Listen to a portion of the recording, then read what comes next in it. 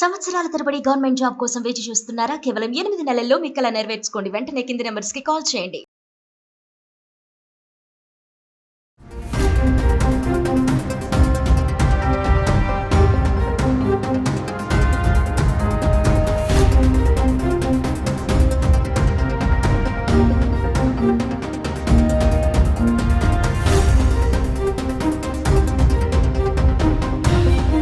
నమస్తే, welcome back to Suman TV. ప్రస్తుతం మనతో పాటు ఉన్నారు consumers affairs committee chairman Mandari Krishnareddy గారు. సార్తో మాట్లాడదాం.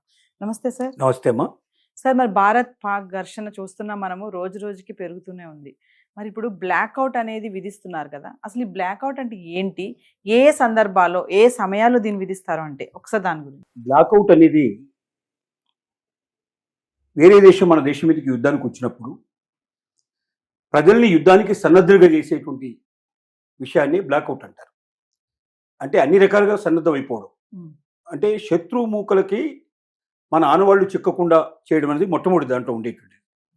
అంటే లైటింగ్ ఎక్కడైతే కనబడుతుందో అక్కడ బాంబింగ్ జరిగే అవకాశాలు ఉంటాయి. చెమ్మ చీకట్లో వాడు ఏదో ఒకటి పెట్టుకొని వస్తారు. సహజంగా రెండు రకాలు ఉంటాయి యుద్ధం లోపల. ఒక ప్రదేశంలో నిలబడి ఒక మిసైల్ని రాకెట్ని పంపిస్తూ దాంట్లో మందుగుడు సామగ్రి అంతా ఉంటుంది, బాంబు అన్నట్టుగా.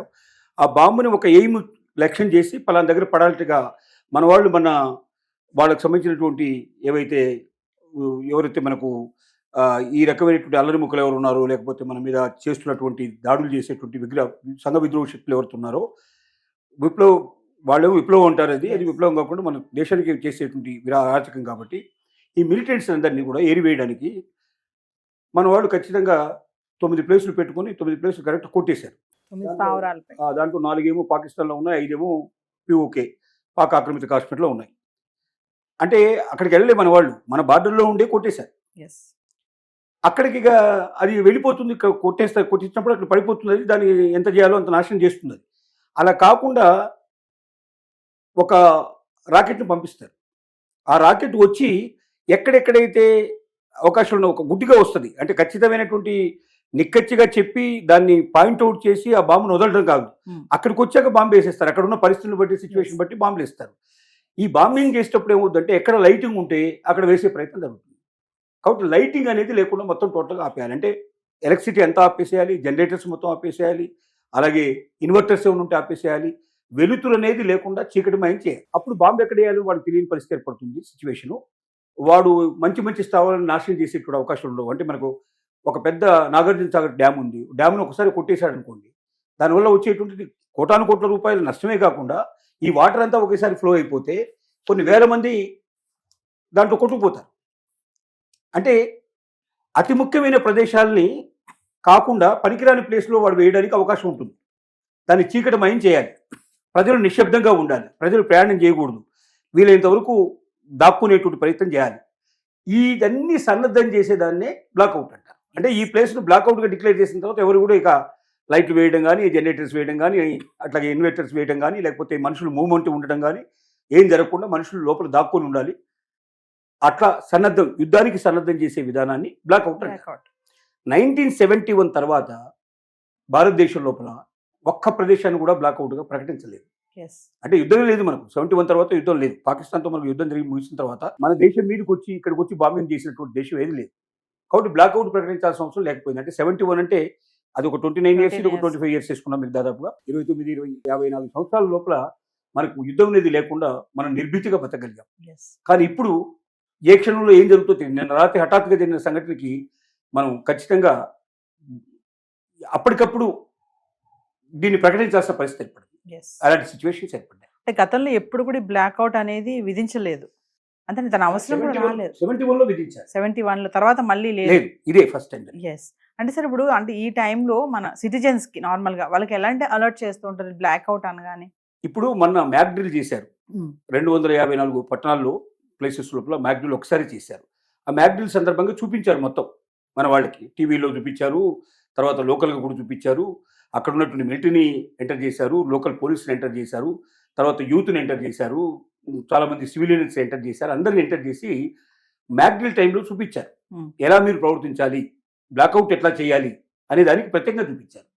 అంటే మనుషులు మనం సన్నద్ధం చేయడానికి ప్రదర్శనలు చేసి చూపించడం, ప్రాక్టికల్గా ఏం జరుగుతుంది అక్కడ, ఒకవేళ నిజంగా బాంబు పడినట్టయితే గాయాలు పడ్డ బాధలు పడ్డ వాళ్ళని ఏ రకంగా మనం సేవ్ చేయాలి, హాస్పిటల్కి వాళ్ళు ఎలా పంపించాల్సిన పరిస్థితి ఉంటుంది, మనం ఎమర్జెన్సీ లోపల ఎలాగ అంబులెన్స్ పిలిపించుకోవాల్సి ఉంటుంది, Yes. వీటన్నిటిని వాళ్ళు ప్రాక్టికల్గా చేసి చూపించారు.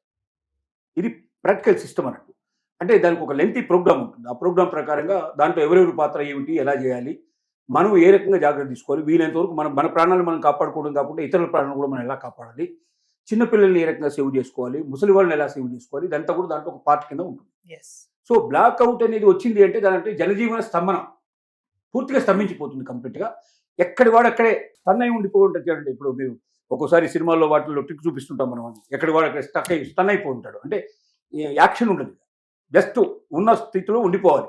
ఆ రకం ఒక రకమైన పద్ధతిలో ఉంటూ శత్రువుకి మన యొక్క ఆనవాళ్ళు చిక్కకుండా, శత్రువు మనల్ని దెబ్బ కొట్టకుండా, మనల్ని మనం రక్షించుకుంటూ మన పరిసరాలను కూడా రక్షించుకోవడానికి ప్రయత్నం చేయడమే బ్లాక్అవుట్. బ్లాక్అవుట్ అంటే ఇది ఎన్ని రోజులు విధిస్తారు సార్ బ్లాక్అవుట్ అనేది? బ్లాక్అవుట్ జనరల్ గా ఒక నైట్లే ఎక్కువ ఉంటాయి. Okay. మొత్తం డే అంతా మొత్తం బ్లాక్అవుట్ Only ఉండదు, night. ఒక నైట్లే ఉంటాయి. ఎందుకంటే నైట్ టైంలోనే వీళ్ళు మూవ్మెంట్కి వస్తారు. డే టైంలో కనబడితే వాళ్ళని కొట్టేస్తారు కదా. ఒక మిసైల్ కానీ ఒక ఏదైనా మన దగ్గరికి ఒక రాకెట్ మన దగ్గరికి వచ్చింది అనుకోండి, వస్తే ఉంది క్షణాల్లో డే టైంలో కొట్టేస్తారు.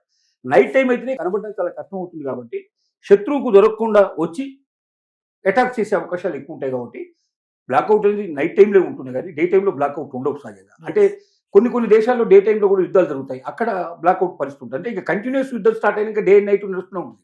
ఎస్. ఇప్పుడు ఇక మనం వాళ్ళ బార్డర్ దాటి లోపలికి పోవడం, వాళ్ళు మన బార్డర్ దాటి లోపలికి వచ్చేయడం, ఇక కొట్టుకుంటూ వస్తుంటారు. అంటే ఆక్రమించుకుంటూ వెళ్తుంటారు, మనమైనా వాళ్ళది ఆక్రమించుకుంటూ ముందుకు వెళ్తాం.